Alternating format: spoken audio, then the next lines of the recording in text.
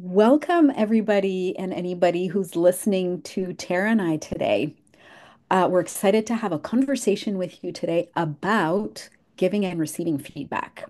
So, Tara and I are both executive coaches at Learning as Leadership, and we want to have a conversation together about the art of giving feedback, but also of receiving feedback.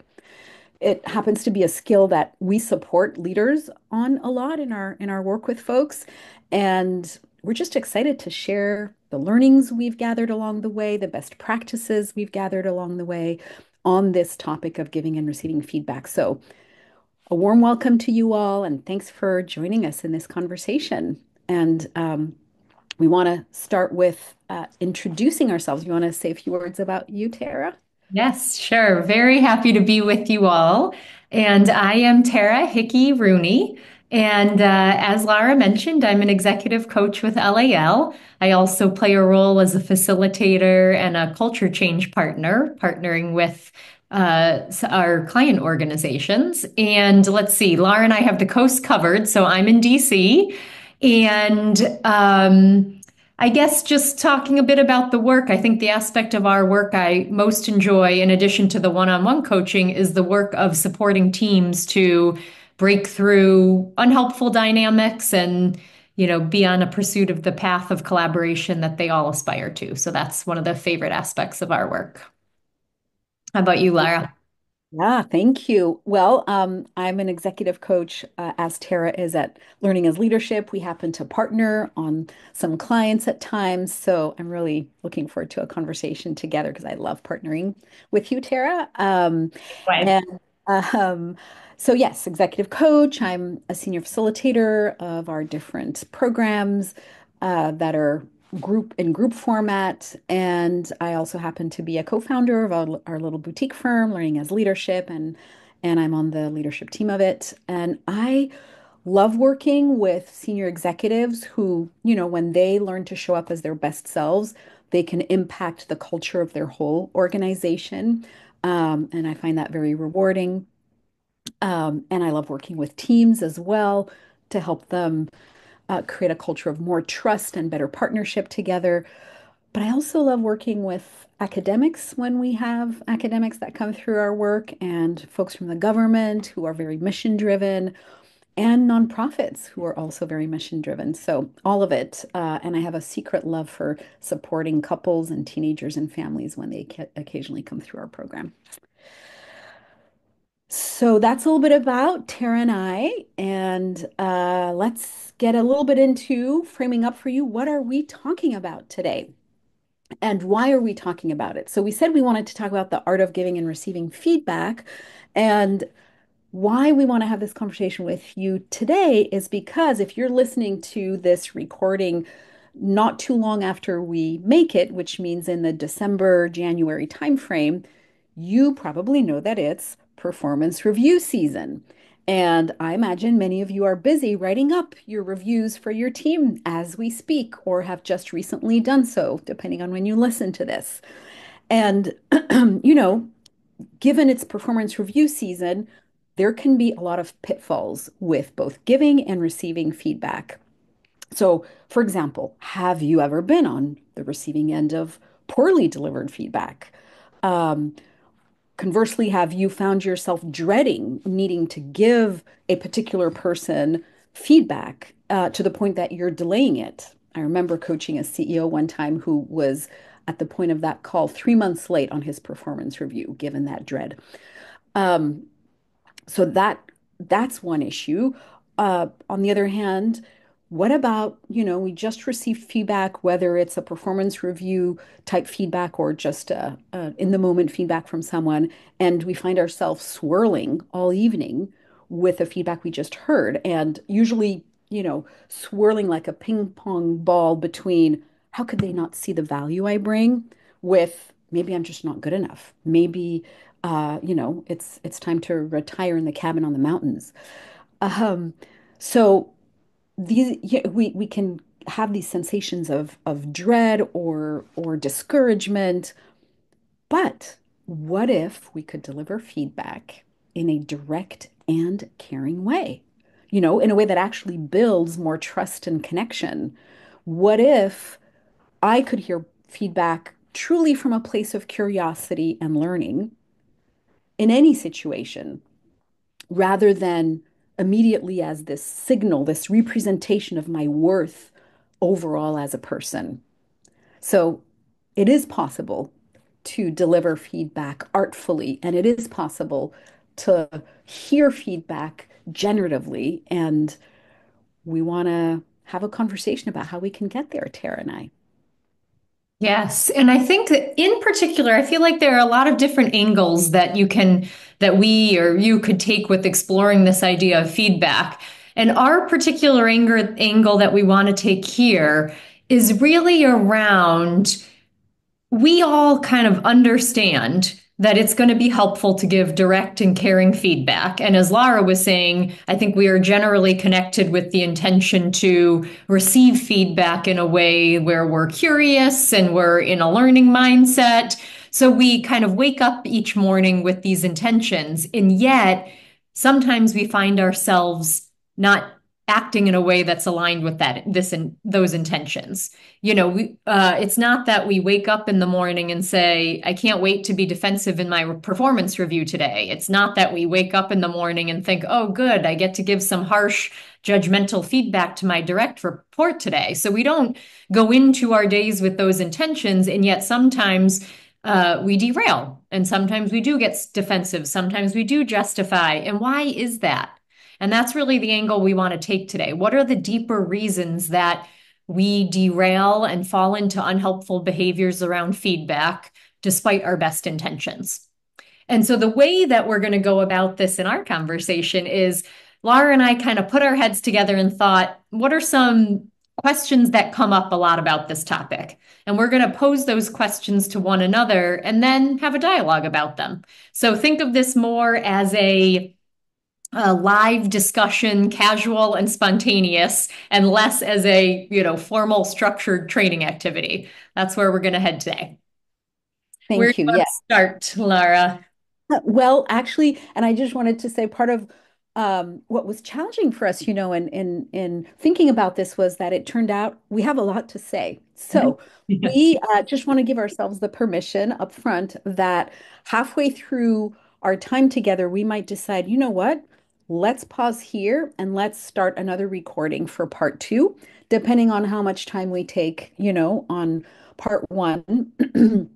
Just because we want to share all the experience that we have and not cut it short because we want to do this in a way that's helpful to you all. So our first question is, what are the common challenges in giving feedback? And it may be that in part two, when we talk more about the challenges and the tools to receive feedback productively, we might make that a second conversation later, or we might hold into about 30 to 45-minute time frame. We'll see. But let's start with, I'd love to hear your thoughts, Tara, on what do you see are some of the common challenges we can fall into in giving feedback? Yeah, definitely. And as we're kind of talking these questions through, I really encourage everyone listening to, think about the questions from your own perspective. So think about, put yourself in that seat of, all right, I'm about to give feedback in a performance review, or gosh, I just observed a meeting and I have something I want to share with one of my peers. So kind of think of yourselves in one of those moments and reflect on your own experience as much as, we're going to share a little bit about what um, we've come to realize as we've supported other people. So I think on this question of common challenges in giving feedback, I think as Laura and I have both said, generally speaking, as seasoned leaders and even as kind of friends and family members, we generally, I think, have the intention to be helpful with our feedback. So we want to be direct, we want to be caring, and yet sometimes something else happens when we open our mouths to give feedback.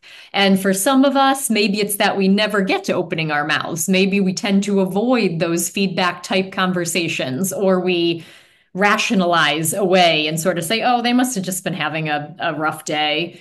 Or maybe it's more that we avoid giving feedback for so long, but there's kind of things building up. And so then we make kind of offhanded, sarcastic comments in a moment of tension. Or maybe it's that we feel a lot of pressure. And so we just say the thing really quickly, but it actually comes out as a judgment and is overly direct and harsh. So we all might have different ways that we kind of derail in the face of giving feedback. And so already you can think about in your own life what tends to happen in those moments. And so then I think in terms of the challenges, it's the question of why does this happen? And I think from our angle, if Well, we can I see. just say, Tara, I was just thinking for myself, I think in my life, my lifelong challenge has been, and thanks to these tools, I've made progress, but it's been definitely delay, but then if I bring myself to do it, it would be sugarcoat it, hedge, give the person a whole bunch of excuses, whatever I can so that they'll feel good, I Mhm. think. Anyway, that's what was coming up for me since you're having us all think about, oh, what's my challenge in giving feedback? Yes. In case that resonates with anyone listening. Well, certainly with me, no surprises there. Um, okay, so then yeah, why is it we have this intention to be helpful with our indirect with our feedback, and yet that doesn't always happen? And I think in our work, we think about this kind of gap or that root cause, the deeper reason for this tendency to be around our at the level of our self-worth or fears and anxieties at the level of our worth and value. And in our paradigm at LAL, we think about this as the work on the ego. And we have a particular kind of way of thinking about ego. We define it as the preoccupation with our self worth. And the way I think about it is we all have, whether we're conscious of it or not, we have that little voice that's chirping at us sometimes, right? Like, oh, do they think what I had to say was helpful, valuable? Did they think that was insightful? Are they hearing me or are they ignoring me? Do people notice me and see what I have to offer? So we have that kind of little radar and voice in the back of our minds that's kind of vigilant to how we're being experienced and whether people see us as valuable and worthy or whether they see us as right and smarter than them and having something to offer. And so, from our view, ego is very much alive and on our minds in the context of giving feedback because it's a vulnerable exercise, right? Like we want to be received as valuable and insightful and helpful or whatever it is for each of us respectively. In my experience coaching people, more often than not, we're aware of kind of our external justifications for not giving feedback or for doing it a little bit overly directly. And what I mean by that is people often, when I first ask them, oh, what's getting in the way or what was alive for you? More often than not, it's going to be things like, well, I mean, I just started working with them, right? Like, I don't think I have anything that many observations. It's a new relationship. So it's kind of they externalize it and make it about, the newness to their role. Or maybe they think, oh, but the other person, I know how they respond to feedback. They're just going to get defensive. It's kind of pointless. So again, it's kind of externalizing it about the other person's reaction. Or, gosh, I'm afraid that if I, say the thing, it's going to negatively impact my ability to kind of influence them and the outcome that we get towards. So again, the focus is a little bit on what could go wrong out there. And I think that's what we tend to be most connected to. That's like our first line of defense is, okay, well, here are these reasons outside of me for why I shouldn't take the risk of giving feedback.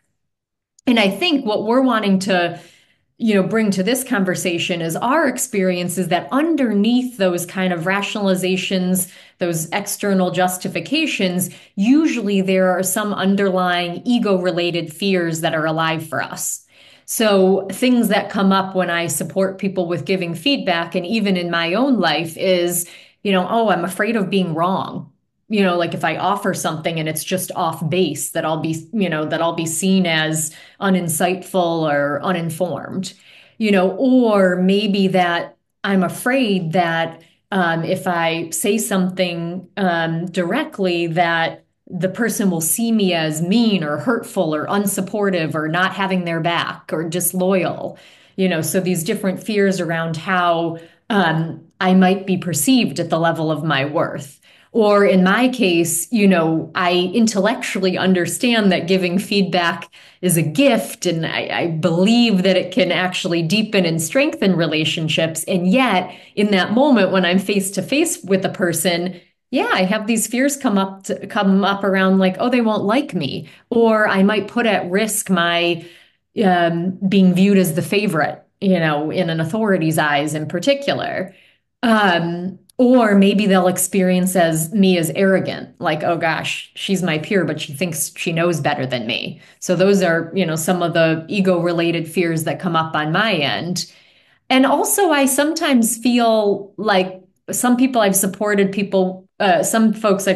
giving feedback with, they'll say, well, if I give the feedback and then the person doesn't change, that means it's a reflection on my competence or effectiveness as a manager. And so, like, that is enough to preventive. It's safer to avoid it, because if I don't even try, I can still hold on to the belief that I'm an effective manager.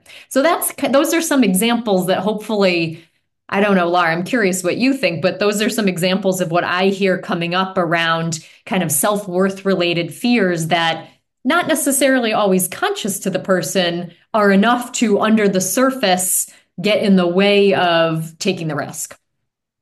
Well, that totally speaks to me. And then I can imagine this question coming up, which is, well, but isn't it true that I don't want, like, of course I don't want to appear arrogant, or of course I don't want to be wrong. Like, are we saying, oh, well, just don't care if you're wrong or not? If I'm wondering if that's a question that could come up, like, why is it a problem to not want to be wrong? Yeah, yeah, very, yes. That, I mean, that I connect to that in my own experience. Yes, I would like to. I don't think it's a problem to want to be, kind and supportive and caring. So I appreciate the question. I think where it ends up being problematic is when our attachment to being perceived in those ways or experienced in those ways is more important to us than, whatever higher order why really matters to us. And so in that moment, yes, we want to be perceived as caring and supportive and helpful.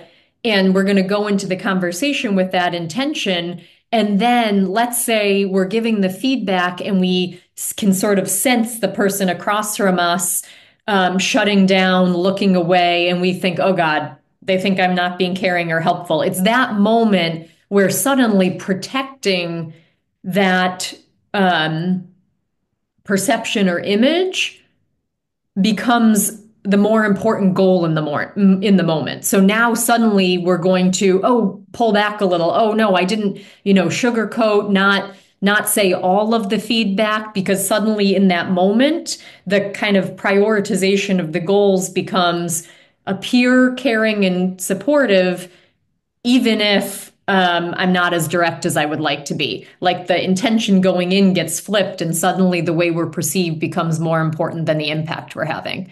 So, to say it more succinctly, I don't think the issue is having images or being, having ways that we want to show up and be in a feedback conversation. It's more that moment with when our protecting of our ego becomes more important than our true goal.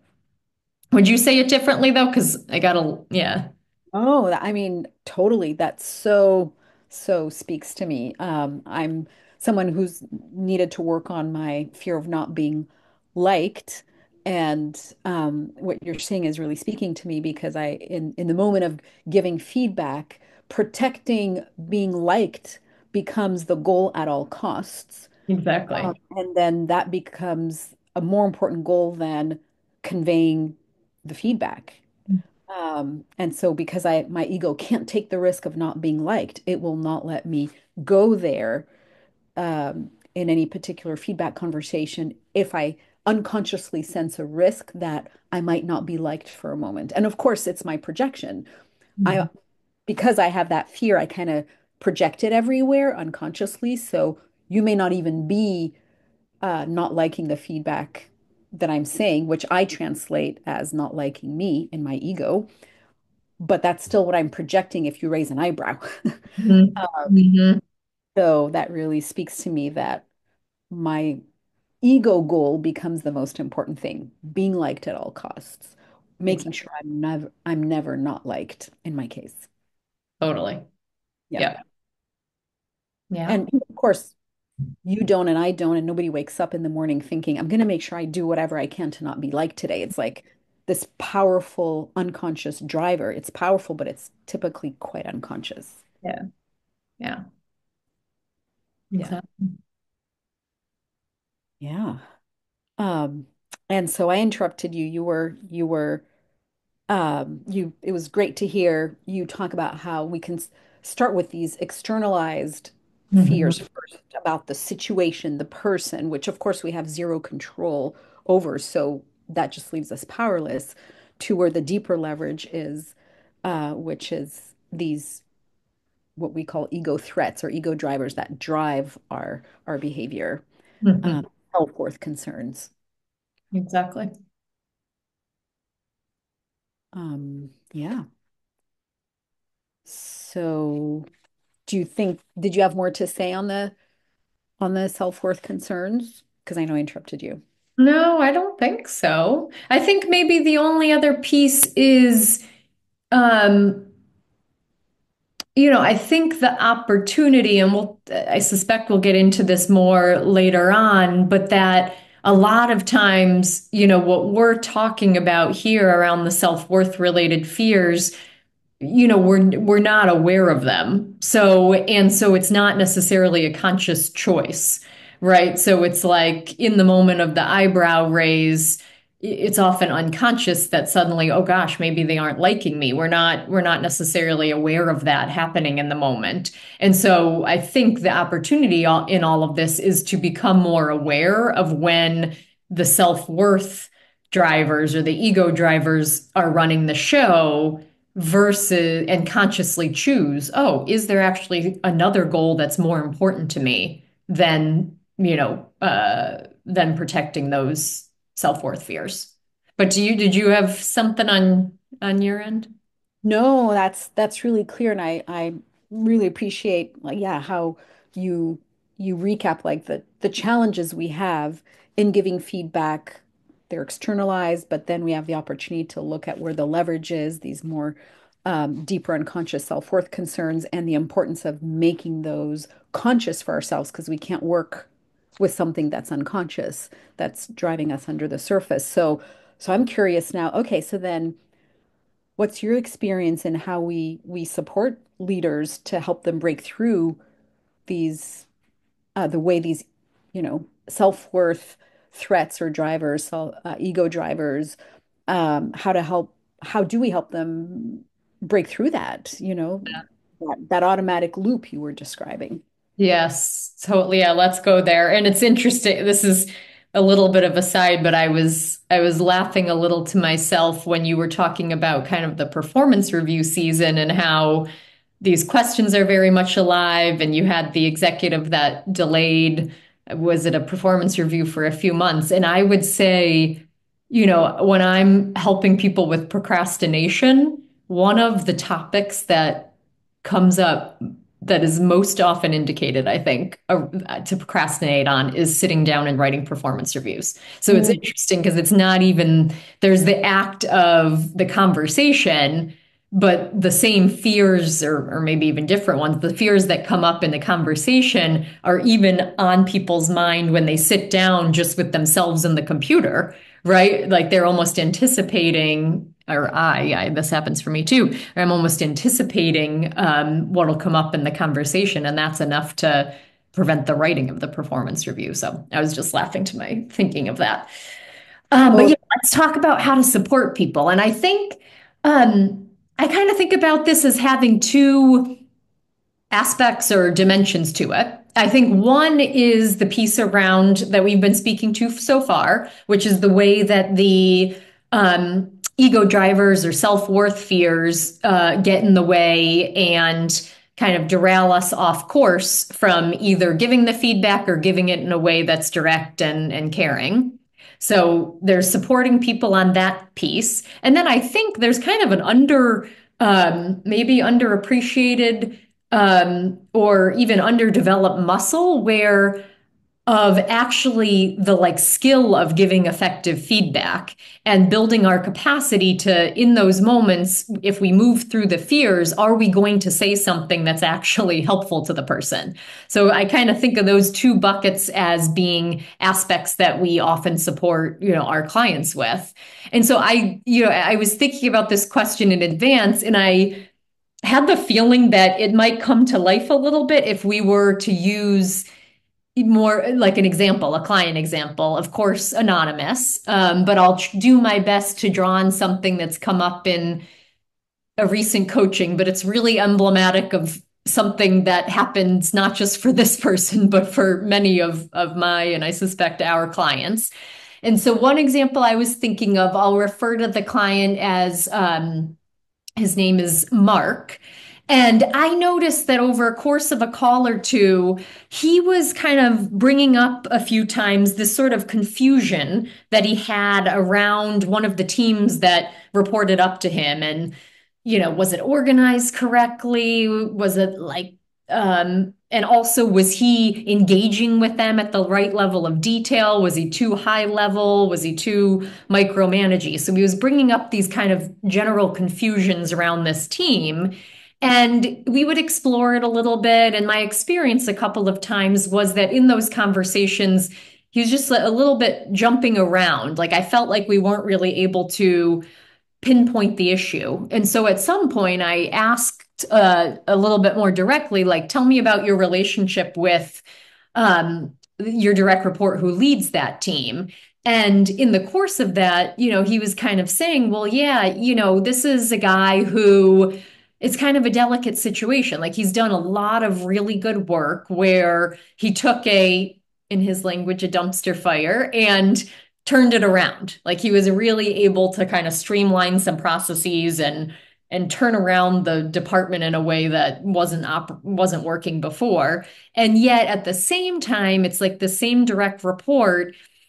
Mark was actually getting his feedback from his boss that we'll call this guy Brian, just wasn't showing up well with in like higher level board conversations. So I think my client Mark was feeling like, okay, he's doing certain things well, but then I'm getting this other feedback that he's not great at communications. And then on top of this, I just have a sense that Brian's kind of a sensitive, emotional guy. And I'm afraid if I give him feedback, like he's just going to unravel, right? Like, and I really need him to stay on top of things so that we don't go back to a dumpster fire. So we got into this and it was clear that he had some underneath what he was presenting to me, which we were talking about more as like, is the organization organized correctly? And am I managing them at the right level of detail? Like that's how he was initially, that was kind of the presenting problem. We got underneath that and realized he was actually feeling some level of confusion, but also observations that he had about his direct report that he wasn't sharing. It was on his mind or in the back of his mind, but he certainly wasn't having those conversations with his direct. And as I'm listening, because of course my ego isn't invested in the situation in the same way it is for Mark, it's clear to me that, oh, he actually has some helpful feedback that would both help this individual, his direct report, but also be meaningful to the organization. Like if he were able to support Brian on these communications dimensions, it would mean really good things for the organization. And so I think, as I think about supporting people with these challenges around giving feedback, I think really the first step is becoming aware that there is feedback I have to give. Like coming into our coaching calls, Mark wasn't thinking of it in that way. And so, through digging into it, we were able to help him see, gosh, I actually do have something. I do have an observation to share with Brian. And yeah, you're right. I mean, he was able to acknowledge I'm avoiding it, right? And I'm justifying it by saying, oh, he won't be able to handle the feedback, or I don't, or it's probably more on me than it is on him. I just need to engage differently with the team. So the first piece was help, acknowledging that he had feedback to give and becoming aware of like what tendencies or counterproductive behaviors he was falling into around the feedback, which in his case was avoidance and kind of rationalizing or justifying. So, first step, awareness. So then I think, and you can tell I'm very passionate about this example. So, Laura, I love it. I rein me love in it. as needed. No, no, I love it. I love it. And I'm really connecting with what you're totally with what you're saying and how he didn't even see before you supported him that what the way he was framing it for himself wasn't helping him, wasn't Exactly. effective. Helping him or helping his direct report. Yeah. Exactly. Yeah. And so after we developed the awareness, I think then, and this illustrates more broadly kind of the second step in providing more helpful feedback, which is to draw out and really dig in and understand, okay, why is it that I'm avoiding? Underneath the justifying, the rationalizing, the avoiding, what's uncomfortable for me, Mark, as I think about stepping into this feedback conversation. And And maybe, Sarah, before we go there, I yeah, just want to invite everybody listening to us um, to take a moment to just think about feedback you need to give and what are the justifications that that are going on, rattling on in the back of your mind about why not give it, why it's a bad idea.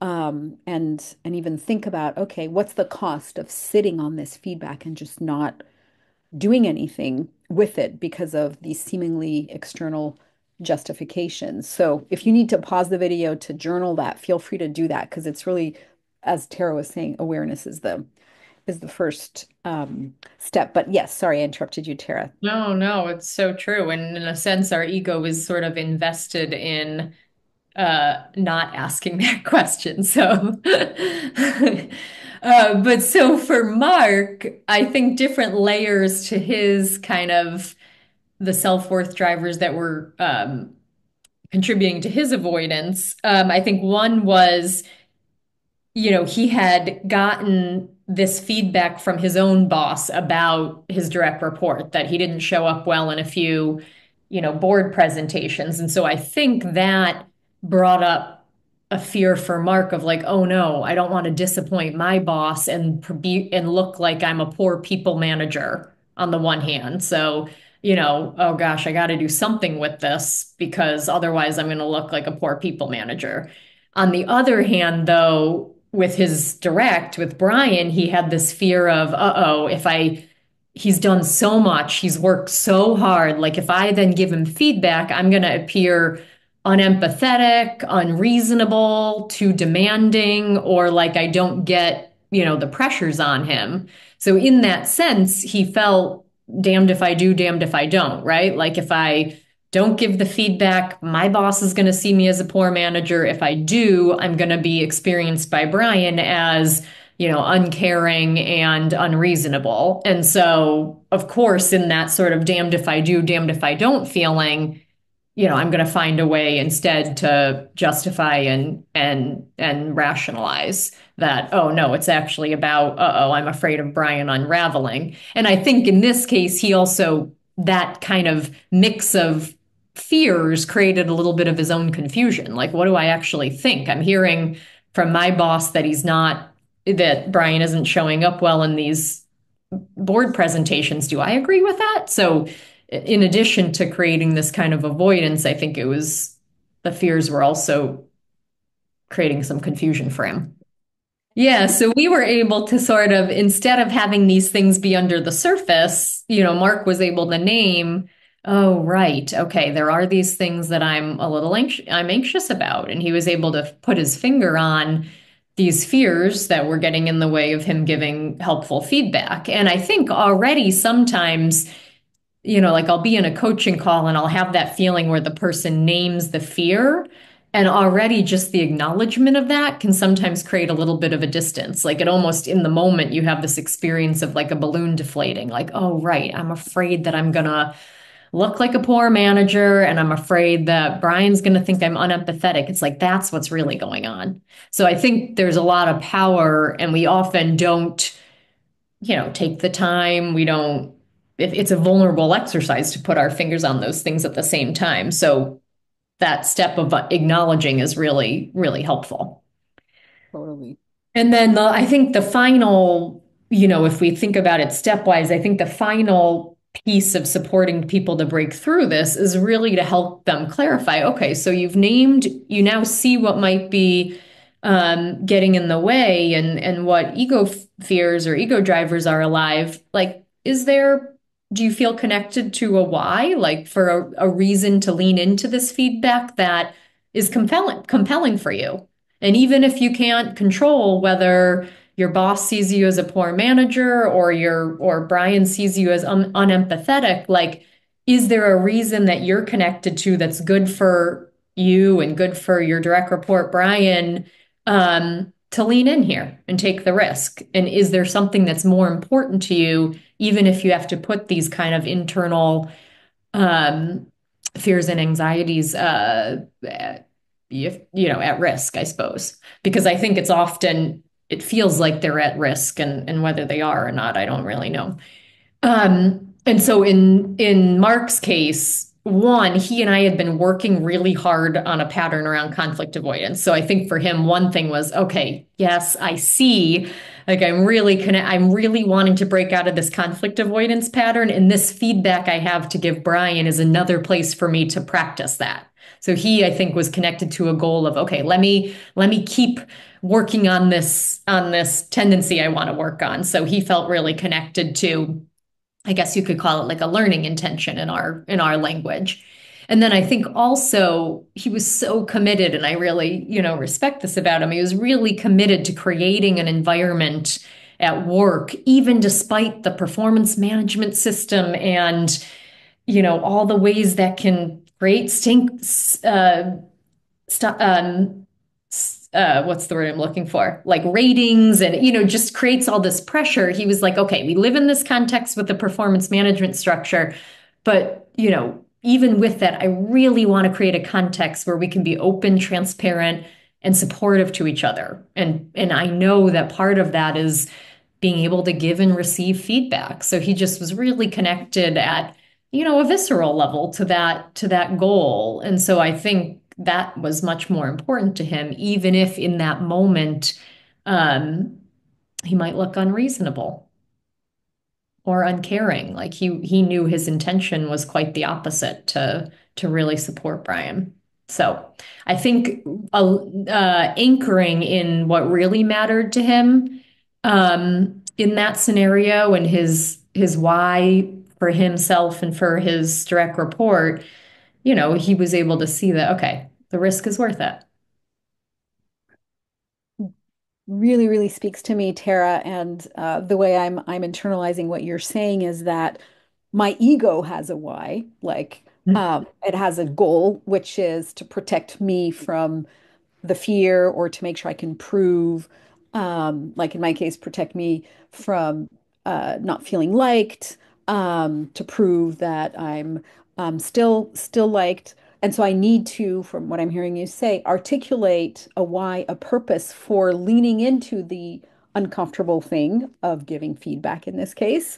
That is true for me, and that is more important than protecting my ego. So you were able to help Mark connect with a purpose that, from what I'm hearing you say, usually it's a purpose that's larger than me. That's about the good Mhm. for all, not just, and certainly not about just protecting my sense of self-worth.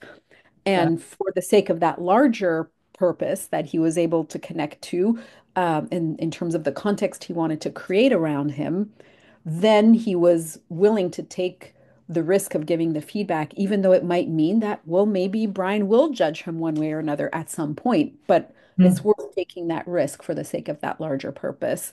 including a learning purpose. Like a learning purpose is not about our ego, it's Right. about a journey, a path versus getting a certain outcome that's going to reassure my ego.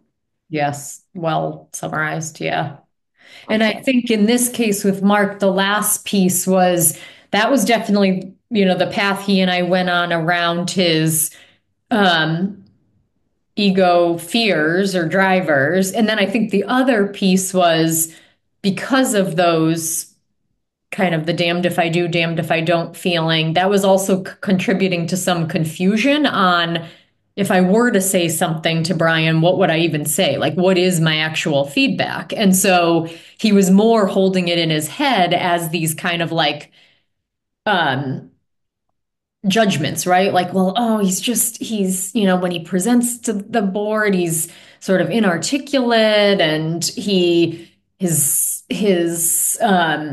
off on tangents and I feel like he can't read the audience. So he was holding it more as these kind of vague really judgments of Brian. And so I think the other part of our work together is okay, it is true. Like if you give feedback that is judgmental, it's more likely that it's going to be received as unempathetic or uncaring. So, in addition to working through the fears that are holding us back, let's also prepare the feedback in a way that is actually concrete, specific, actionable. And so that was the other part of our process is like when you say he's inarticulate or um, an ineffective communicator, what does that look like? And we were able to get to things that were more like, oh, when he presents, there are a lot of words on his slides, like the content of his slides is very dense, or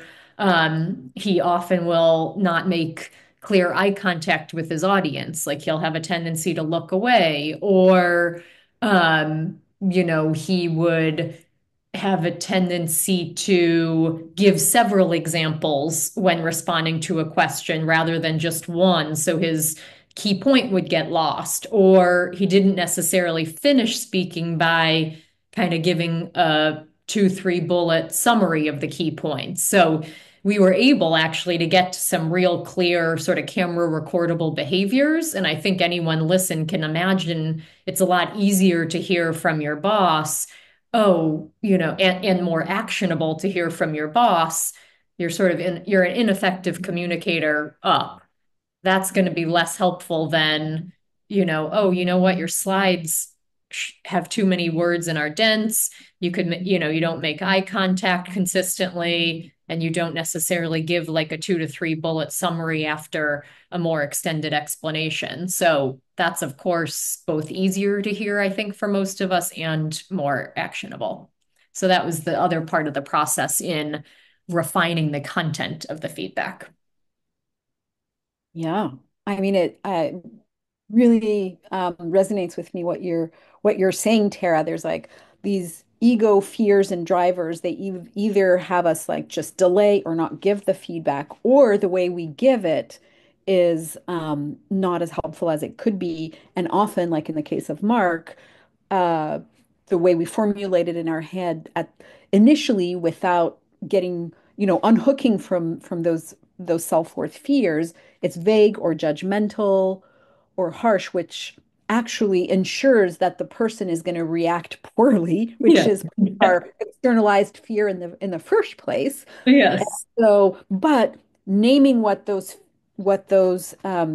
self-worth threats were for Mark made space in his brain because he was no longer fighting with those. It made space in his brain to actually work the skill of giving feedback in a clear, actionable way, which you support him to do by going from some of his vague conclusions about Brian to something much more specific and observable rather than judgmental. That's when you said camera recordable. We like to say in our language, oh, could a camera record somebody being a poor communicator? Well, no, because that could mean so many different things. Exactly. But he had space in his brain with your support to get to the next level of specificity in language that's observational rather than evaluative or judgmental. and that was then actionable, so it was more effective, and it was likely to be more hearable. So that, yeah, that really speaks Yeah. to, And sometimes it's another, in a way, we can be invested in not cleaning up the feedback and making it observable. Because, of course, if you're holding it as, oh, he's just an ineffective communicator, that becomes another justification not to give the feedback, Mhm. right? So doing the work of cleaning up the feedback is also a way of, we talk about it as kind of like not giving your ego any wiggle room. You're taking away some of the go-to justifications of the ego if you actually do the work of preparing the feedback in an observable way. Yeah, yeah. So if I summarize for all of you in this moment who are working on your performance reviews or know you have feedback to give in another context, um, going from the external justifications and concerns to the more internal, what is my self-worth protection system afraid of in terms of how I might be judged, or how I might judge myself really if I lean into the feedback, naming that for yourself. So you can take a few moments to think that through, and then what's my purpose? Well, typically, before even the purpose, we might help the person articulate what's the counterproductive behavior that's likely to those ego drivers are likely to induce in you, so that they have that awareness, as you said before, Tara. And then, okay, what is a purpose that is more encompassing of everyone's needs versus my ego's needs? Um, and then from there, clarify with that purpose, that's my compass to help me be in the right frame of mind to then clarify underneath my initial vague judgments and conclusions about the person, doing the hard work of, wait, what does that really mean? What does that look like in non-judgmental language in specific ways? And do I have examples of that to help me articulate that? And do that work in preparation for your performance review. Is that a fair way of summarizing it, do you think? Yes. Yep. Well put. Great. Well put. So, as you're listening, if you want to pause here to do that reflection for yourself, go ahead and do that.